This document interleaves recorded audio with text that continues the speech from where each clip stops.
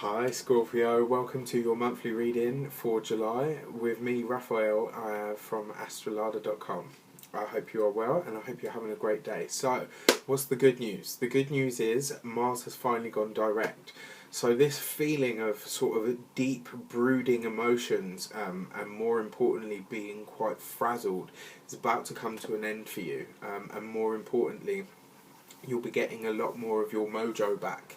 I know you Scorpios are quite sort of deep and mysterious, and I think with so much going on underneath the surface, even you guys probably haven't been able to hide it as well as you normally can. So I will tell you that for now. I would like to call in all sorts of love, light, peace, prosperity and abundance into this deck. So I hope you get a message that is clear and concise and helps you on your way. Let's see what the month of July has in store for you.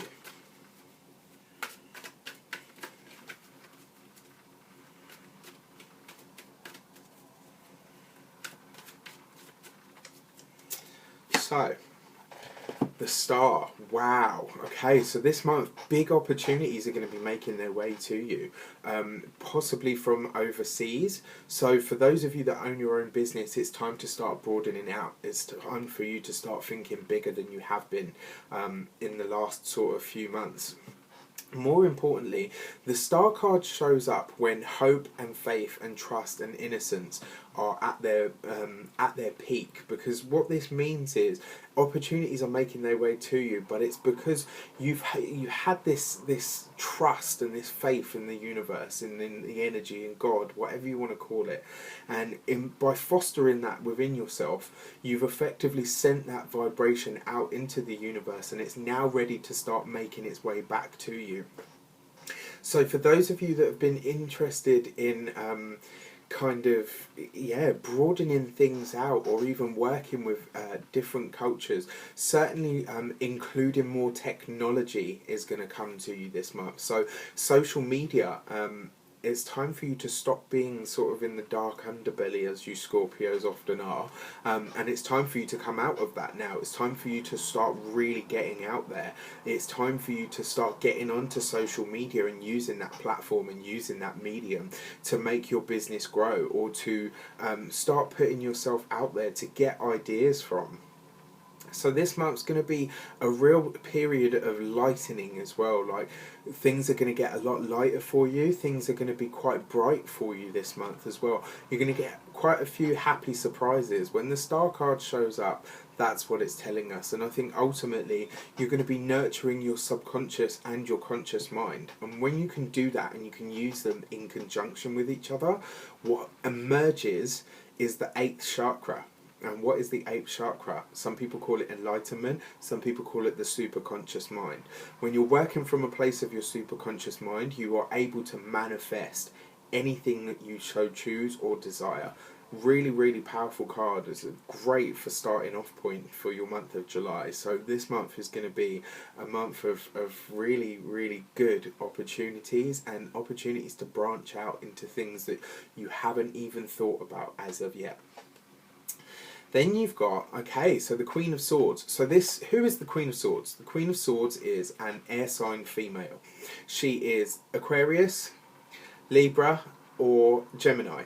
Now, because the star card itself represents the sign of Aquarius, this is an Aquarian female.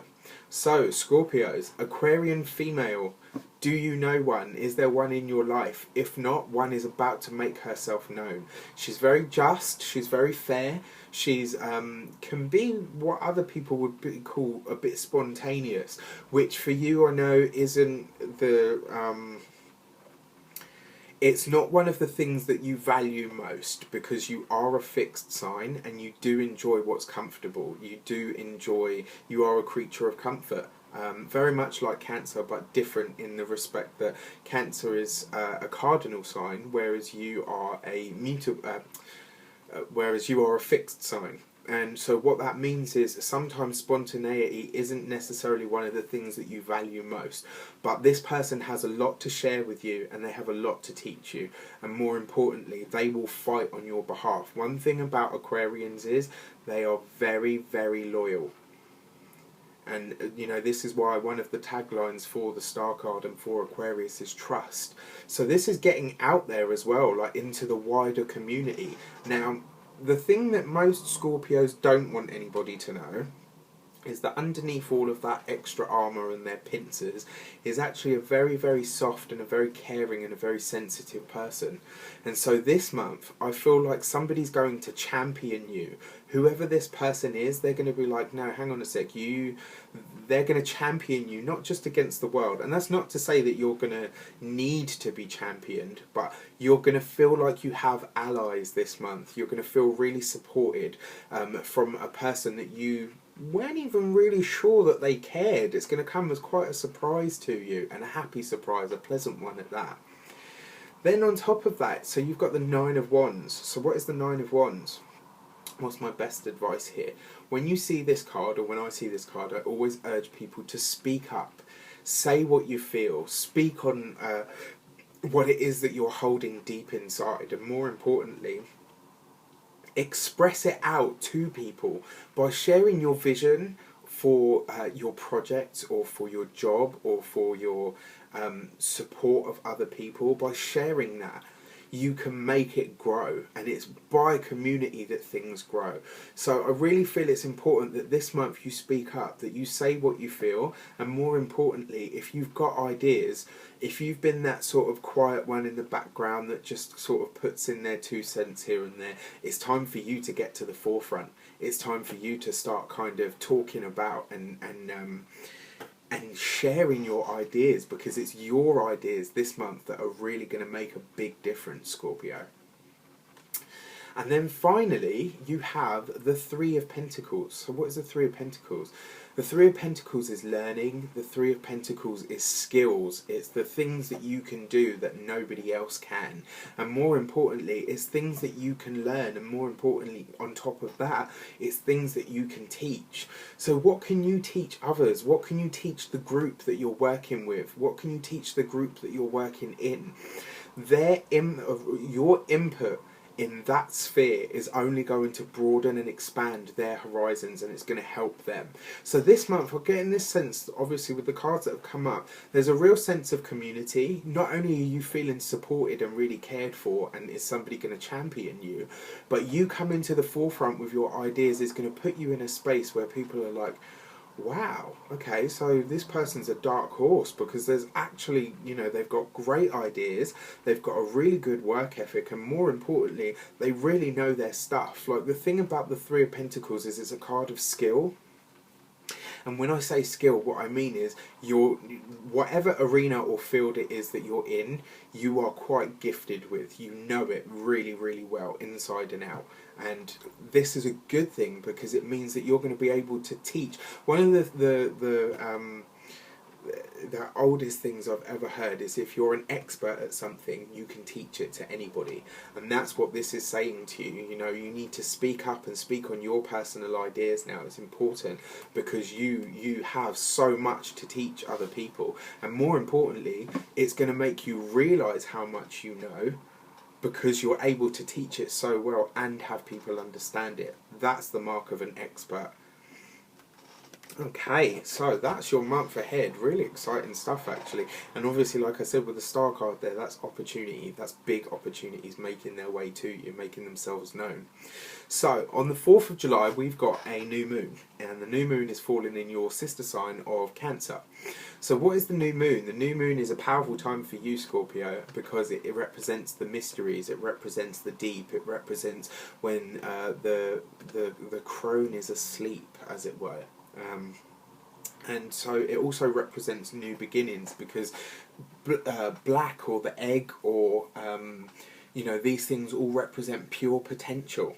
And when you're talking about pure potential, effectively what you're talking about is being able to create something from nothing, something brand new. And then it's in the sign of Cancer, which is all to do with your feelings, which is all to do with your intuition and your emotions. So really, really potent stuff. So what I've done is I've taken the major cards out of one of my favourite decks, the Llewellyn deck, and this is going to give you an idea of the themes that will be happening around the new moon for you, or what you should be focusing on around the new moon.